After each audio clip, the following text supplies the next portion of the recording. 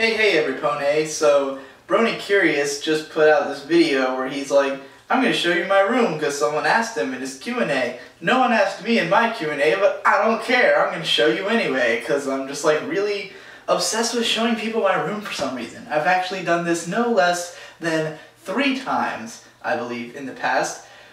But the last one was over a year ago, and it was in text, and it had this really complex system of me putting labels on pictures, and it's pretty horrible. So, I know none of you are going to go look for it, but I do know that some of you would be interested in seeing my room, which is beyond this door. It's actually, we're in a stairwell right now, which is the staircase leading up to just my room. This door over here, that probably was in the shot, goes to the attic. That's not my room. There's all kinds of fun stuff in there, but that's really for another time. So, this is going to be super long because I'm a big fan of the idea that everything has a story, and that story might be interesting. It's interesting to me. I don't know if it's interesting to anybody else, but I like the stories behind the minutiae of the world. So we're going to talk about every little thing in my room and tell you the story behind it, because I never forget anything. So let's go inside. First, you're going to see some panning shots of what you're actually getting yourself into. So, welcome to my room.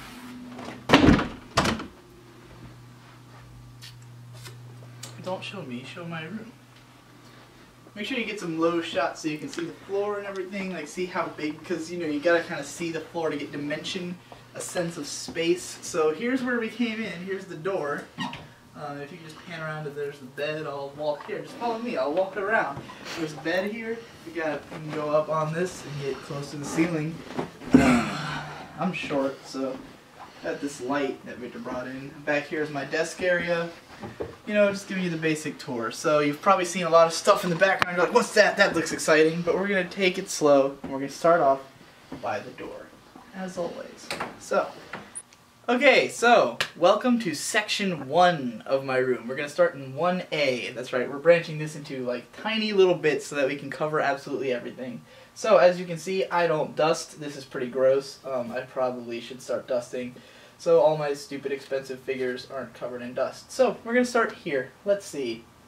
I've got these 2 little girls. These are from Bakemonogatari, which is an anime series that I'm a big fan of. This is Mayoi.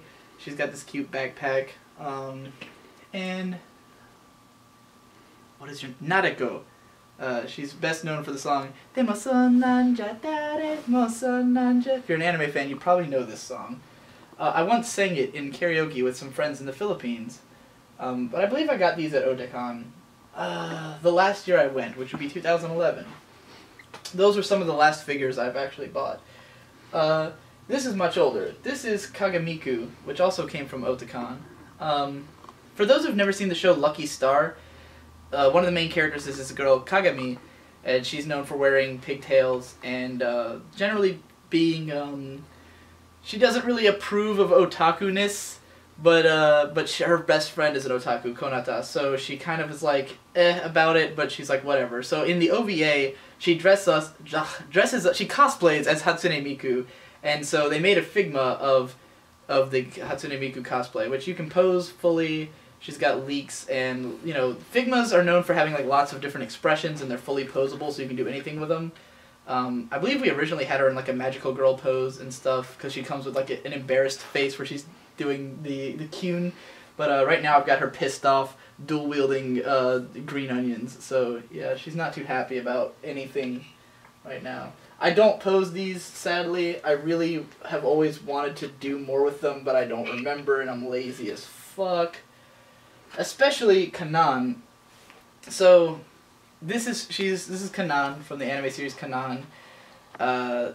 She's in a pretty solid pose right now, so I don't really want to do anything to her. She looks pretty nice. But the thing is, I bought Kanaan because she's one of my favorite characters, and she came with like a gun and all these posable, you know, expressions, and I was like, it'd be cool to do stop motion with this because you can fully pose her and do like, you know, I can have action scenes because I have like bucket loads of old ass action figures in the attic.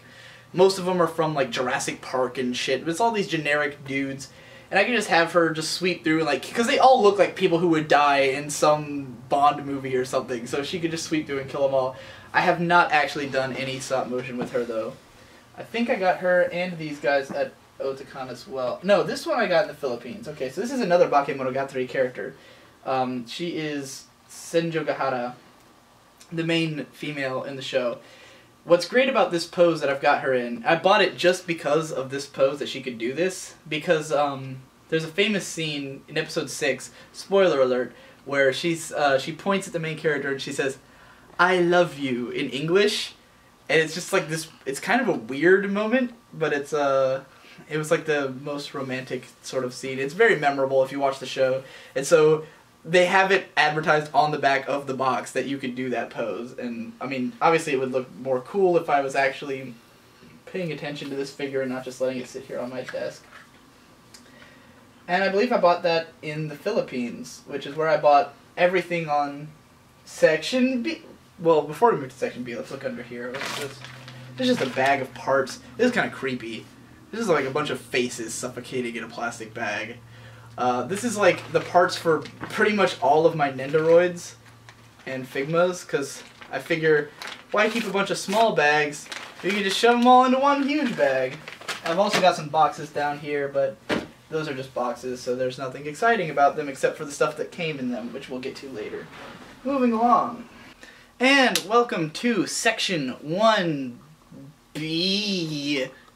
of my collection. So, everything on this shelf I bought in the Philippines when I was staying there with my friend. This Philippines trip deserves stories all on its own, and there's plenty of them online. I wrote about it extensively while I was there, but and I'll put some links in the description to shit about the Philippines. But basically, my online friend Ghost Lightning is this guy. He's like 35 now. He has a daughter and a wife, and I stayed with them in the Philippines for a month. And it just so happened that while I was there was this big toy convention. Not big, but like it was in a mall, and there was like this fucking set aside these rooms for toys. Just an ocean of people cram-packed into a small space, and all these vendors selling all kinds of weird shit. So that's where I got everything on this shelf. So figures in the Philippines are definitely a lot cheaper than they would be to buy here. So, and I could find all kinds of stuff that you can't find in the US. Some of which may or may not be fake. So starting with my Touhous, here we have Reimu. I think this one's fake, just because it's very plasticky, and like, see how it kind of like reflects like plastic off her face, whereas it should be made of PVC and not really have that. But I mean, it's adorable. It's Reimu, you know, regardless of whether it's fake. Oh well, we'll put that on later. It's nice to have, even if it's fake. Sometimes buying fake figures, you do it just because it's not so much that you're trying to support the industry or something. You're just buying it because you like having it, you know. So next we're going to move on to my favorite character ever, Remilia Scarlet from Touhou. You've probably seen by now my video on characterization, where I talk about the aesthetic persona. This is where all of my thoughts about that come from, is Remilia Scarlet, because I've been a huge fan of her forever, and she has no depth or development whatsoever. There is no canon for Touhou, except for like the most absolute basic character traits that are introduced in the video games, and then the fans just like draw all this artwork and do all these doujins and stuff. But the thing is that, like, Brony Curious has said that he thinks fans create depth, and that's why you like the characters. Not really the case with Remilia Scarlet. I haven't read any of her fan fictions or anything like that. I just don't care. I just like the way she looks and what she is. She's a 510 or something year old vampire lolly who is adorable and has this great hat. Come on, what more do you need from a character? Who needs depth when you've got a fucking hat? So yeah, that's Remilia Scarlet. And then we have her younger sister, Flandre Scarlet, who I'm also a big fan of. And she's just being adorable, kind of leaned back, because again, I don't pose these frequently or anything, as you can see by the veil of dust covering them, but I should be kind to my figures. And then we have Shiki from Kara no Kyoukai, which is one of my favorite anime series. It's a series of movies that I really think everyone should watch. It's very underappreciated. Not enough people have actually watched it. It's fucking fantastic. And I haven't seen it in a few years, and I'd really like to watch it again, because if there's one way that I could get back into anime, that would probably be a good one. Let's make her look a little bit more grr. Yeah, oh, jeez. Fuck. Well, thing about Nendoroids that their heads are heavy, and you gotta kind of strike a balance. This is the only one I think that I did not buy in the Philippines, actually. I ordered her online. The other ones are all from the PI. So, moving along, we have Sanzenin Nagi. She's from Hayate the Combat Butler, or Hayate no Gotoku as it's known in Japan. She is just this adorable kid who happens to have inherited a ridiculous fortune, so she's unbelievably rich. I haven't been a fan of Hayate for years. I don't really care about it anymore. I just really like her character design at this point. Just like, basically her aesthetic persona. I don't really care about her character in the context of the show. I just kind of like what she is. And so that's why I bought that. And it was cheap, so whatever. And she comes with this tiger. Now, in the actual show, he's like 8 feet tall. And he's just this, he can speak, but she doesn't know that. And so he tries to keep it a secret that from her that he can talk. Only Hayate knows. Moving along, behind this veil of adorable anime girls, we have these serious-ass Berserk figures. So now we move on to, these are both from Soul of Berserk or something like that. It was some series of figures that were from the 90s that are nearly impossible to find in the US. And these were cheap as fuck at that toy fair, which is excellent. There were other cooler, bigger Berserk toys that were more expensive, but I was just like, I just want the cheap ones. So we've got Kostka. Unfortunately, her sword, which is pretty fucking cool, is broken because it broke in transit in my backpack from the Philippines to the US. Fun fact, I do not have any of the boxes for these figures. I just left them in the Philippines because I didn't want to have to bring all this extra carry-on luggage or whatever. I didn't have space, so I just had this one backpack, and I just put all these figures in it, like, as is. And so she was, amazingly, she's the only thing that broke in transit from that flight. Both trips to and from the Philippines, I did not have any non-carry-on luggage. I just had a backpack and a suitcase, and I managed to fit it all in. Griffin, also from the same place. Yeah, so he's cool. Griffith, right. Well, he's the leader of the White Griffins. Hey, Nagi's got a hat. This thing is supposed to have like a thing that clamps to her head that goes into it, but I don't know where that is. I think one of the cleaning ladies lost it. For a little while, my dad was hiring cleaning ladies, because I don't know why. He's just like a neat freak, and none of us really take care of shit, so he was hiring cleaning ladies, and they didn't do a good job. They would never, like, fucking do enough, but they kept knocking over my figures when they tried to dust them, and I'm like, guys, just don't bother. Come on. You know? Alright, so anyway, moving along, we have these Heartcatch Precure toys. If you're a Precure fan, and you'll appreciate this. So, these were, like, really cheap, considering their quality. Like, these have really nice sculpts. They're not, like, the most intense toys, but they're fucking great for the price point. Yeah. So that's Cure Merin. She's the best. She's my favorite Precure. And then we also have Cure Sunshine. And the funny thing about her is that I did not get far enough in Heartcatch Precure to even see this character appear yet. So I really have no idea who she is. I just bought her like on the promise that I would finish Heartcatch, which I still haven't done. I'm sure I will eventually. And then we've got Saki from an anime also called Saki. This one's another one that I just pretty much bought because it was cheap. It's not even that fancy or nice of a build. I was just like, I really want something from Saki because I like the show. And she was there, and it wasn't expensive. And, I mean, I went into a blind toy-buying frenzy. I was at a toy fair. I had too much money, and I was like, let's buy everything. So that's how that happened, pretty much. But yeah, so that's the end of that section. Now we're going to move to the lowdown. Can you go this low? How low can I go? That's a good fucking question. Alright, so now we're down to the shelf that is simultaneously my favorite and the one I regret the absolute most. Because everything on this shelf is stupidly expensive and not worth the price. So, these are my art books. So, for starters, we've got the stuff. This is the works of one Yoshitoshi Abe, who I was a huge fan of in about 2008 when I went to my first Otakon, and I spent most of the money I had on Yoshitoshi Abe art books. So first we have Scrap, which is the Nia Under 7 art book.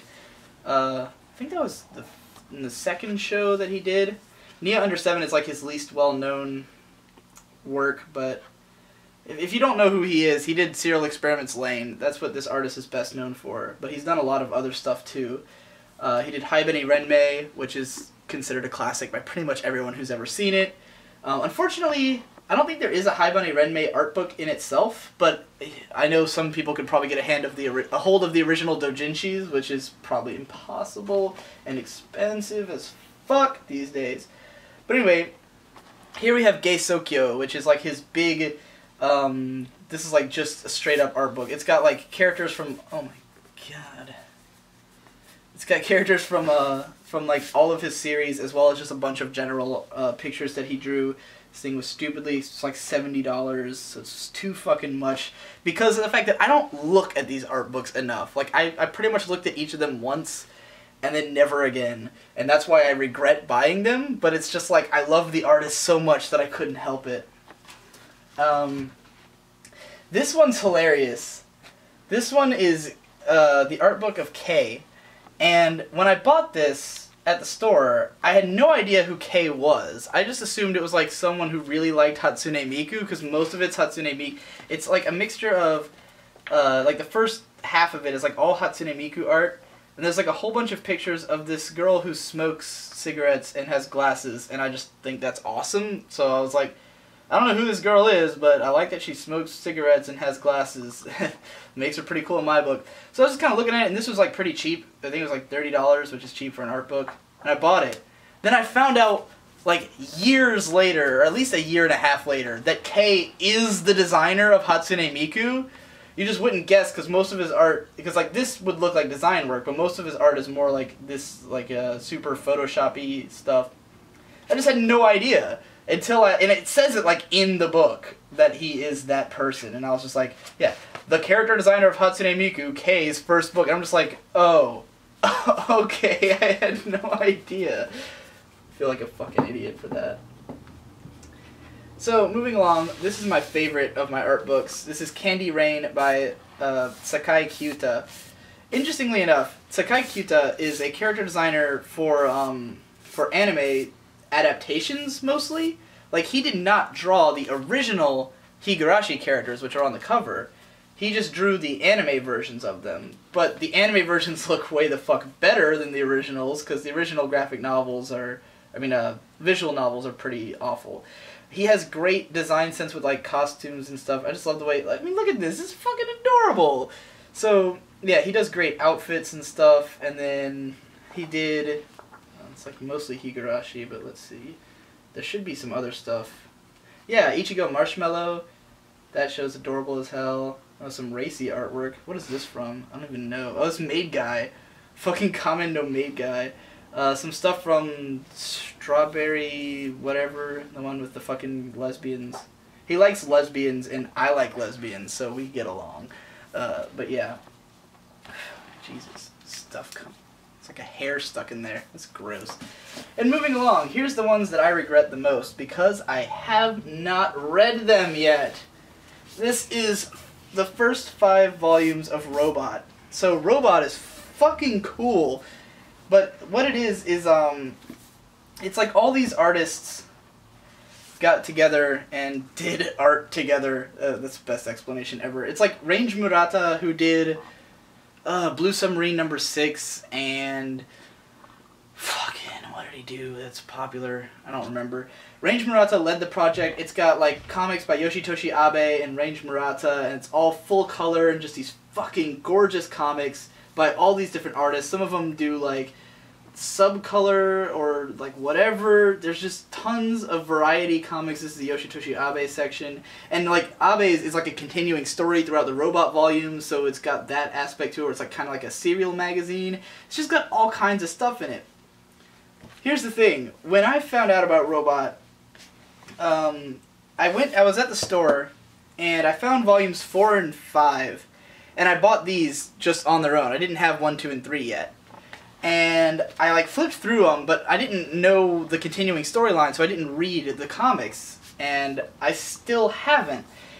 My friend my friend Don-san, this is in 2008, went on Yahoo Auctions, and he found all 3 of these for $20 a piece, and he was like, hey, I'll buy these for, or he said, do you want me to buy these for you and you can pay me back? And I said, sure, and he did so. And I said, I'll pay you back when I get a job.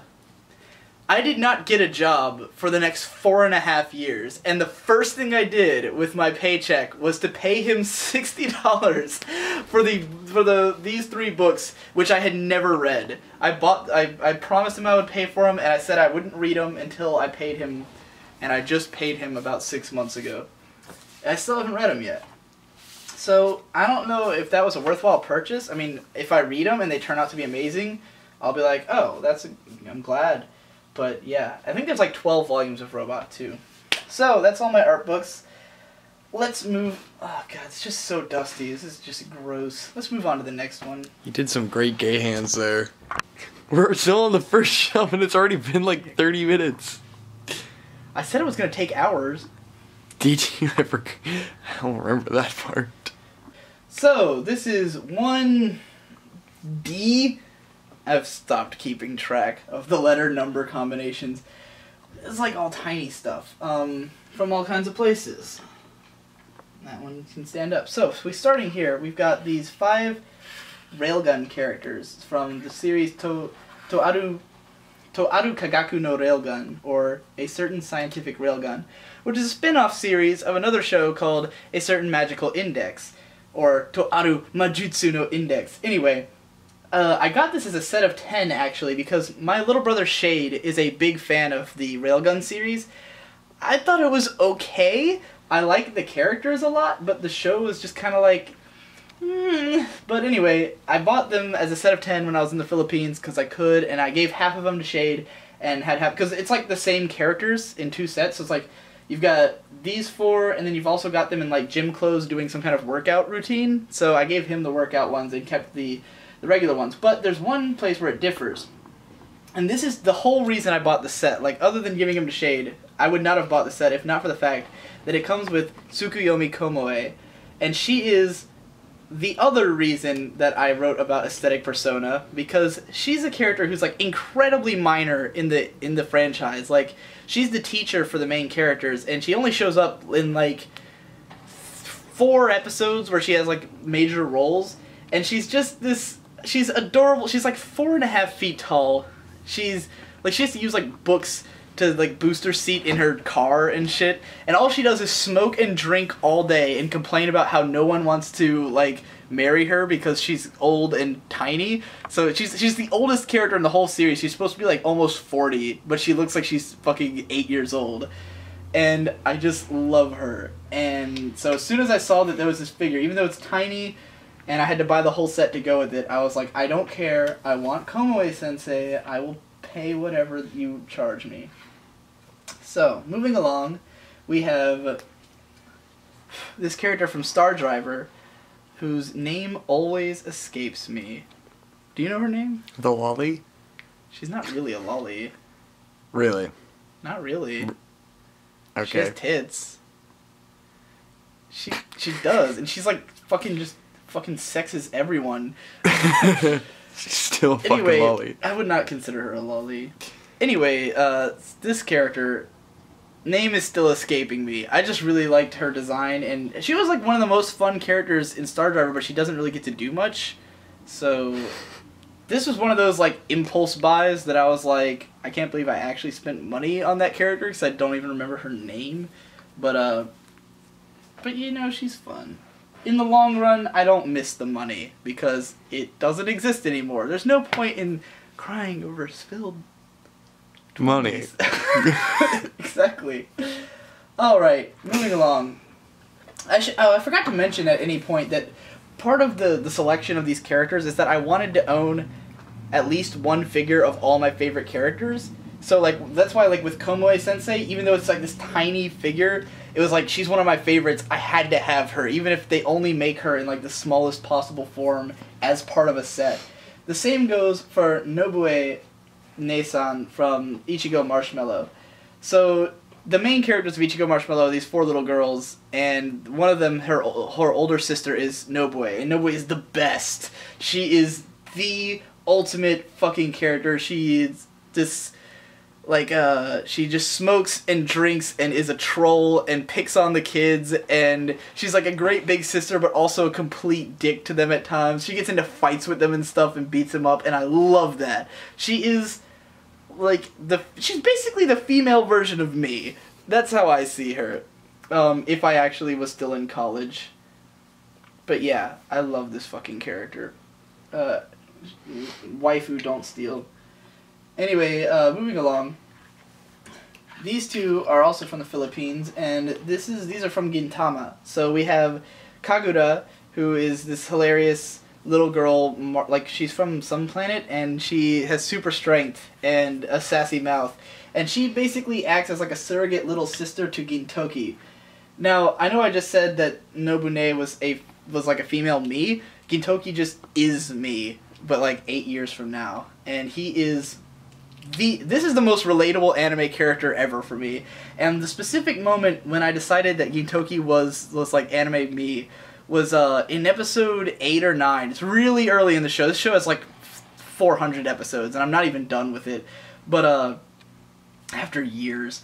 But the defining moment for me is in one of the early episodes. This guy wants to fight him, and he's like, there's supposed to be like this like grudge match or whatever, and he gets into the fight, and he like gives the guy a sword to fight him with, and they're having this like stare down, and it's all majestic and stuff, and they go to fight, and the guy's sword breaks in half, and Gintoki beats the shit out of him, and then he brags that he had purposefully rigged the guy's sword. He had cut through it with a file to make it break in half when the fight started to beat his ass, and everyone in the show is just like, holy shit, you're a terrible person. Like, he's all bragging about it. He's like, what did I do? And they're all just like, you fucking suck, you're just the worst. And I was like, I've been through this. I have been through this, because I cheat to get what I want. And everyone's just like, dude, come on, man. It was like me playing Yu-Gi-Oh! Back in the day. So, yeah, I love Gintoki, and he's hilarious. He gives this epic speech about strawberry milk, which you should go look up on YouTube. Next, we don't really have a section down here, so I'm just gonna, like, pick up shit. What the hell? What the hell? That was my old phone that I gave to you that was probably broken by Brando or something. Okay. That was a decent phone. Didn't know it was down there. I just didn't know. Ugh, I'm like spitting. We have some skunks down here because my mom has always referred to me as Stinker since I was a baby. That was like my baby name. I'm guessing I probably stink a lot, but she called me Stinkwa. And so she's bought me some skunks over the years to represent. Christ. That's how she says it, Stinkwa. I'm glad that sent you into fits of giggles. What the fuck? Silly bands? Oh snap, it's Prinnies! If you're a Disgaea fan, you should recognize this frame. These are Prinny Silly bands. I have no idea where I got these. I think these were... yeah, it was at a Bandai panel at Otakon one year. They gave these out in like these little prize bags. I think that's how I got all this shit down here, actually. So all that's left down here is just like these random Ghost in the Shell things. Like they come on these stands that were supposed to link together. Like you get 4 different ones and they link together, but I didn't have all of them. And I don't. God, this is dusty as shit. Ugh, it's just like coated in dust. It's gross. Is the high def camera capturing all the fucking dust on this thing? Like. Hopefully. God. So yeah, I'm not a big fan of Ghost in the Shell. Like, I liked the movie. I still haven't watched Standalone Complex. I tried to watch it back in the day, but I kept falling asleep, and I found it boring as shit. But I could probably handle... Oh my god. So, yeah, I don't take care of those because I don't care about the show. So it's like if you thought the ones I cared about were dusty, wait till you see the ones I don't care about, you know. I was going to give those to a friend of mine, but I never did. So anyway, that's it for section 1, and since we're planning to do this as a series of videos, because obviously each of these takes forever, this is the end of the first video. Annotations or something, probably. Is there space Annotations! Here? Yes, there is annotations! Does this take you back? Does this take you back? God. It takes me back.